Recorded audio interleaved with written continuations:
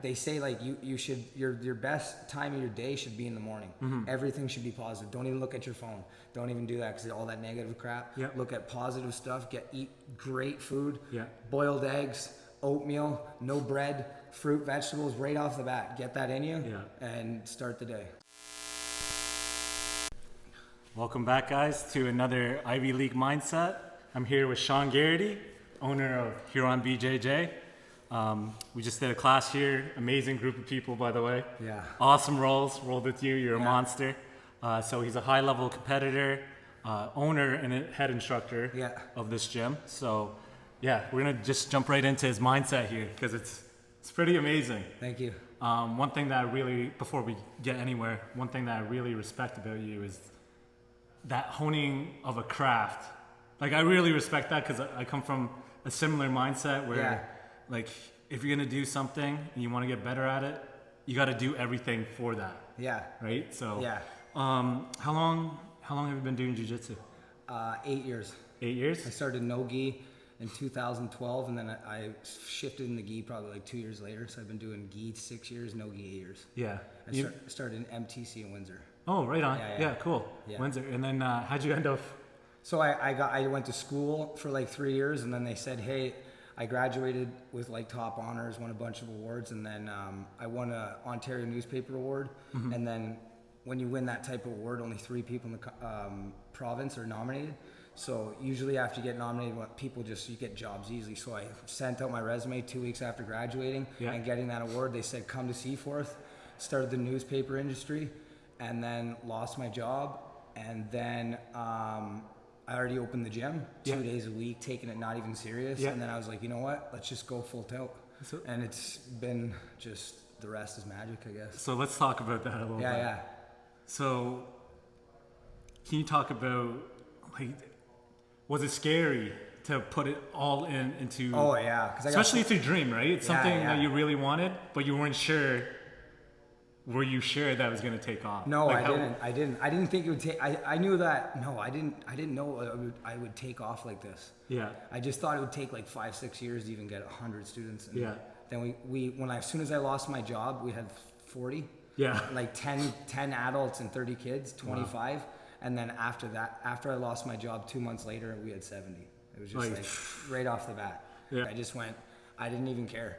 Like, it's all or nothing. And my wife's like, man, we got 4 kids. And the best thing, what made it easy was that I went on unemployment. So I was like, all right, I got this money. Let's just go right into, let's add more classes. Let's do more kids classes, get more adults. And then it just started working from there. Yeah, that's amazing. That would be, honestly, that'd be scary, but exciting at the same time. Yeah, it was. We got a mortgage too. That was really worrying. I think. How many kids do you have? So, by the way, he's a father also? Yeah, 4. We got 4 kids under 8. 4 kids under 8, guys. Mortgage, car payment. It was scary. Jumping into your dream. Shoot. I'm weird though, man. I'm weird. Like, even when I was with journalism, I'm like super obsessed. Like, if I'm doing something, I want to be good on it. I want to be like the best at it. I can't stop. And then journalism was like kind of getting boring. And I always loved jiu-jitsu. And I was like, screw it, let's do it. Started with 13 mats, renting space at a strength and conditioning twice a week. And then after that, it was just, we moved to a bigger space in Clinton. We had like quarter of these mats. And then after that, we moved to Clinton, and then we moved to Goderich because it was just a big jump, because we wanted bigger space. So you've been living in Goderich for a while? I don't live in Goderich. I live in 15 minutes away. Oh, 15 minutes away. Yeah. Still. Yeah. Where I met Shaun, we met in London. Yeah, adrenaline. So you do something similar that I do that people think don't think to do. Is that you go to where you need to go train and get better. I want to get beat. That's the reality. I met him in London. How far away is London from where you live? Hour and a half. And you also train in Toronto? I see all the time? Now I just went twice this week. 12 hours of driving in 2 days for 5 hours of training. With the best. So that type of mindset. If that's not obsession or like wanting to be better, like, I don't know what that is. That's incredible. Like, thank you. I know I have to drive. Like, I watch Gary Tonin. that's how you say his name, Tonin, I think it is Tonin. I guess, I don't know the whole specifics, but I'm pretty sure he goes from Monday to Friday and drives to Danaher's, like, I think it's like 2 hours every single day, and then comes back to his gym. So I was watching him do that, and I was like, well, if he can do it, why can't I? Yeah. Like, why can't I? Like, all these people, they say these things like, oh, I can't do it, I don't have enough time. Yeah, you do. It's an excuse. Or they want it. Yeah. They just don't do anything about it. No. How many times have you seen that? Oh, all the time. That's all I see is all the Facebook status, like, oh, this is the day, man, I'm gonna do this, and like, but then they start to realize, like, oh, this involves losing and not getting better for like 5 years, and only getting little increments better. I'm not into this. No. So that being said, you're obviously leading by example. Yeah. And you're a leader to your people. Yeah. How much does that come into play about, like, leading by example? How much does that play a part in you trying to get better? Yeah. For your people, so when you say something, they can't say, "Oh, Shaun doesn't do it." Yeah. Like me, I'm all about, like, I love watching that Joe Rogan podcast, and I love all that. But the whole thing with that is, when I teach kids, I lead, like you're saying, leading by example. Like, I will never talk about drugs. I don't do drugs. I don't drink alcohol.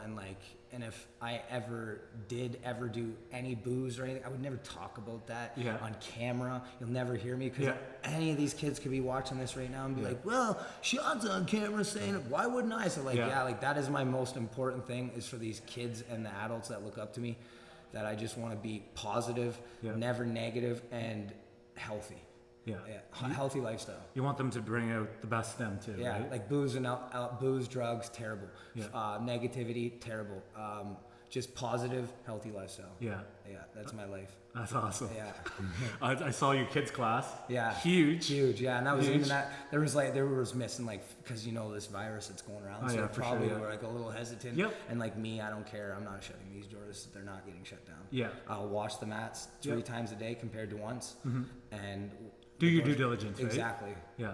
But no, the kids' class is booming. We've got a couple provincial champions. It's blowing up, and it's not even that in Seattle. It's like, you came here today. It was nuts. Yeah. We got a black belt, Dan. Joel, who's a white belt, has been doing jiu-jitsu for 17 years.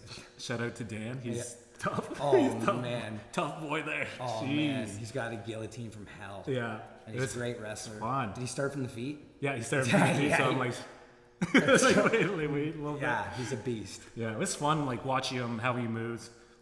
For a bigger guy too, it's really cool to see. He moves like I'd say he moves like a 190. Oh, for sure. 190. For sure, he's tough, a big dude. And you're great too. Like, your jiu-jitsu has come a long way from when I first met you. For sure. I only straight armed me 3 times. So compared to like 8. You got a nasty straight arm. No, you did great. Influences. My influence, motivation. I actually wake up every morning and I listen to motivational speeches every single morning for like an hour. They just play. My wife gets so annoyed. It's called a guy named Les Brown. There's a guy named Eric Thomas. They're just all these motivational speeches, and they listen to like crazy music, and they just get in your head, and they say these crazy speeches that get you pumped up for the morning. So you almost use affirmation a little bit, yeah. They say like you should, your best time of your day should be in the morning. Everything should be positive. Don't even look at your phone. Don't even do that, because all that negative crap. Look at positive stuff. Eat great food. Boiled eggs, oatmeal, no bread, fruit, vegetables, right off the bat. Get that in you and start the day. So like, one thing I believe in is putting positive energies towards anything that you want to do, and you'll move towards there. Yeah. Is that similar to... Yeah. Only positive. Like, no, man, I'm feeling stressed out today, blah, blah, blah. Like, even this coronavirus, it's like, it's a little stressful. What am I going to do? Like, what are you going to do? There's nothing you can do. I realize, like, if you're not dying, and that's the only thing that's wrong. If your health is not, everything's okay. If your wife cheats on you, it's okay. She wasn't meant for you. It's like, okay, if your buddy rips you off for $1,000, good. He wasn't meant to be your friend. Move on. You break your leg, it'll heal. It's like, as I got older, I used to be this guy that used to just dabble deep and worry about little things, and now I'm starting to get better at just not even caring. Just a moving forward attitude. Just who cares next. So that being said, like, what was your turning point to make a change? Like, were you always like, as soon as you got into jiu-jitsu, you wanted to be a high level competitor, or like, where was the turning point where you're like, okay, now's the time to be a better Shaun? When I had my kids. I used to party all the time. I used to drink booze all the time. This terrible lifestyle. I lived in Windsor. Chilled around people that did bad things their whole life. And then as soon as I had my daughter, I was starting to get better. Then I got into school and then jiu-jitsu. As soon as jiu-jitsu and my daughter came, it was like, and then my son came, and then I was like, okay. You got the dad motivation? Yeah, you can't do this. Like, these guys look up to you, you know how many kids you got? 2. Yeah, I got, like, as soon as they had them, I just knew right then and there that was my purpose. I always say every movement for them. Every movement. Everything I do is for them. So like right now, it's like 9:30, 9:40 at night. They're upstairs. Yeah. They're upstairs watching videos. Like, man, I come here so much when I first built this place. Yeah. My son would go on the mats and he would sleep on the mats. Yeah. And I swear I have pictures of them. I'm painting when we first moved in. They grind. We grind. It's awesome. And they do jiu-jitsu too. Yeah, my daughter and my son both do it like 4 or 5 times a week. Like, That's incredible. Yeah, my daughter's a gray and white belt. My son's a 3-striper. 3-stripe white belt. Yeah, they're obsessed like me too. Okay, a couple more questions. Yeah. Mindset behind learning from anyone and everyone. I know you do it. Yeah. So tell me, what is your purpose and how you go about doing that? Let's say it again. So learning from anyone and everyone.